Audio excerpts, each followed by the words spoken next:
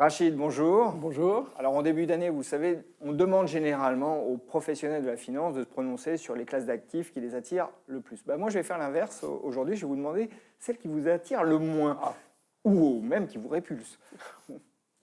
Alors, clairement, c'est pas nouveau, hein, c'est pas simplement depuis le début de l'année, mais c'est depuis plusieurs trimestres, on est à l'écart et sensiblement à l'écart de tout ce qui touche au monde des obligations.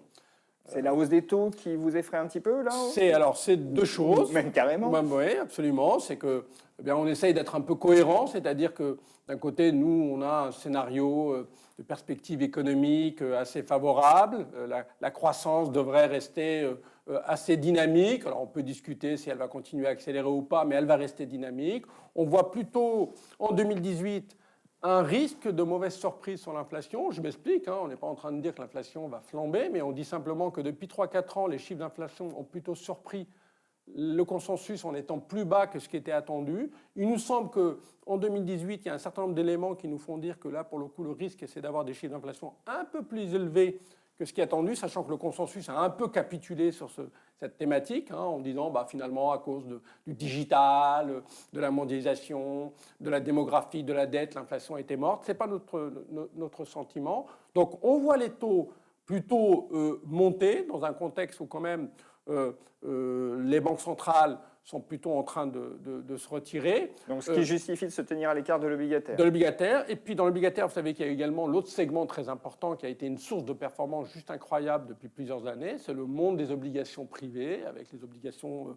je dirais, investment grade, c'est-à-dire non spéculatives. Oui, parce que vous parliez au début plutôt de l'obligataire souverain. Souverain, mais on est également absent de ce monde des obligations privées, et en particulier du monde des obligations risquées, dit obligations à haut rendement ou à yield. Alors là, pour le coup, la croissance protège, notamment en Europe, les sociétés européennes... Oui, c'est ce que j'allais vous dire. Les taux de défaut doivent Absolument normalement reculer avec une croissance comme celle-ci. Les taux de défaut sont très bas. Les sociétés européennes, au fond, se sont très peu réendettées dans ce cycle. En revanche, aux États-Unis, elles se sont beaucoup réendettées. Et puis, tout a un prix, au fond, même si l'environnement est favorable.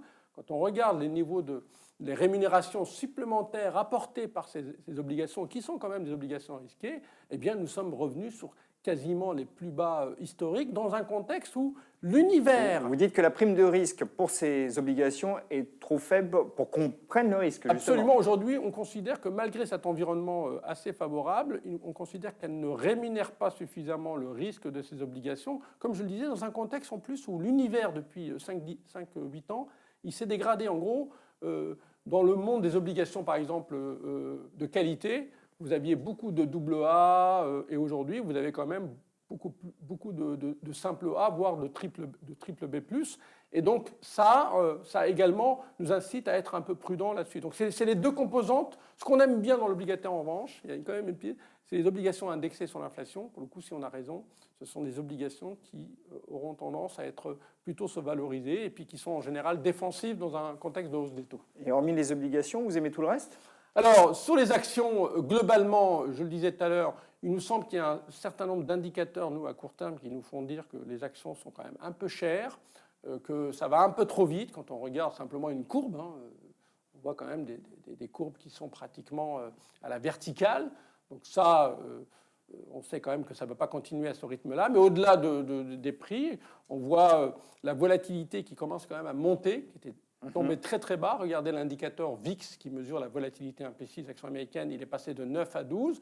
C'est quand même une hausse donc de l'ordre de 30%. Oui, c'est assez notable. Alors 12, c'est pas beaucoup, non. Mais en variation, c'est beaucoup. Et historiquement, quand on avait des variations de l'ordre de 20-25%, on a toujours eu des corrections, des consolidations de 3 à 5%.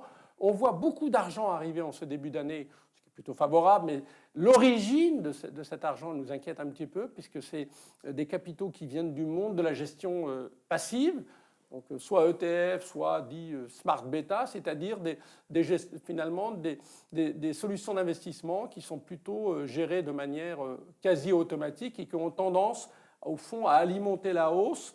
Et on sait que ces stratégies, si jamais on avait un choc de vol qui continuait un peu plus élevé à se matérialiser, ces stratégies pourraient se retourner.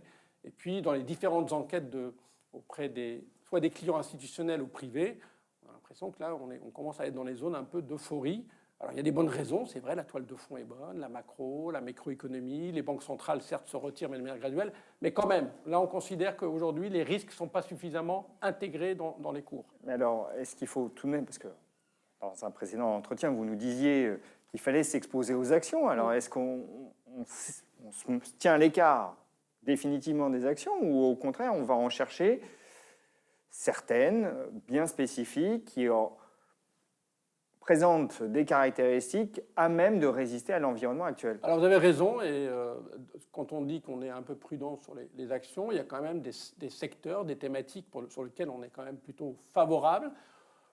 C'est essentiellement tous les secteurs qui sont corrélés de près ou un peu de loin à la thématique de la hausse des taux et surtout de la quantification des courbes des taux.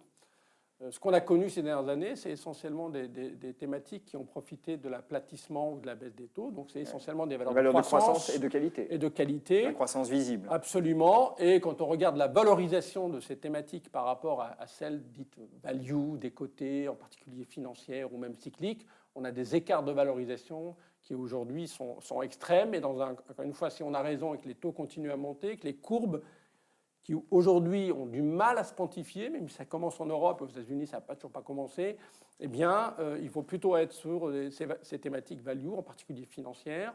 On aime bien également les valeurs liées au monde du pétrole, parce que le pétrole, le risque, c'est qu'il casse plutôt cette zone des $70 sur le Brent, et si c'est le cas, on a un risque d'accélération au-delà des fondamentaux du pétrole.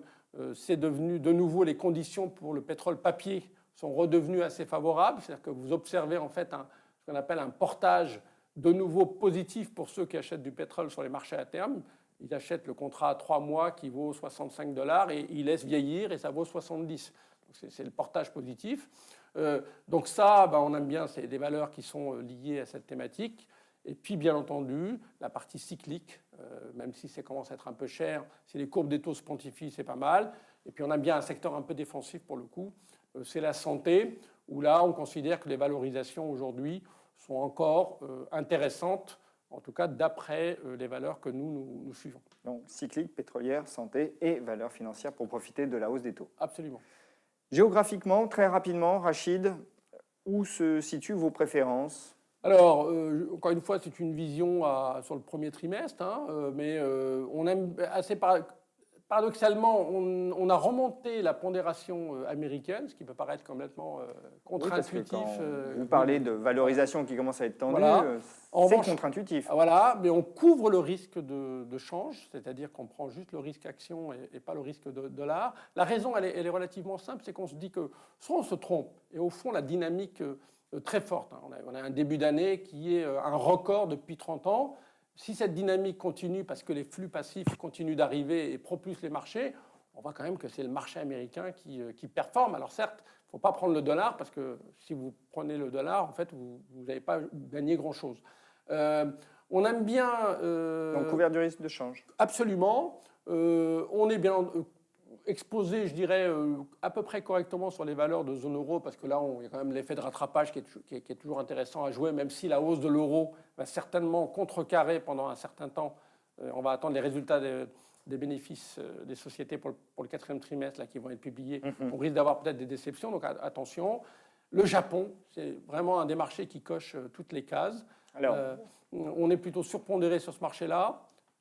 Alors, quand vous dites cocher toutes les cases, croissance, bénéfice... C'est croissance, bénéfice, valorisation. C'est un des marchés en relatif qui n'est pas en avance en termes de valorisation. Politique. Monsieur Abe a complètement dégagé toute la route devant lui et il va faire de la relance budgétaire sous prétexte de se réarmer en raison du risque Corée du Nord. Et puis la Banque centrale, même si aujourd'hui, comme toutes les banques centrales, elle se pose la question de se retirer, c'est la dernière banque centrale qui va mener une politique ultra expansionniste. Voilà, donc géographiquement aujourd'hui, on a un peu quitté les émergents, on pense que à terme, on y reviendra parce que les fondamentaux, un peu comme le Japon, sont bons, mais si on a raison que les taux montent, que le dollar baisse, mais qu'à court terme, il peut souffler avoir un peu. Un contre-coup. Un contre-coup, donc voilà, donc vous voyez, notre allocation géographique, c'est aujourd'hui zone euro, Japon et États-Unis couverts contre le risque de change. Rachid, merci. Merci à vous.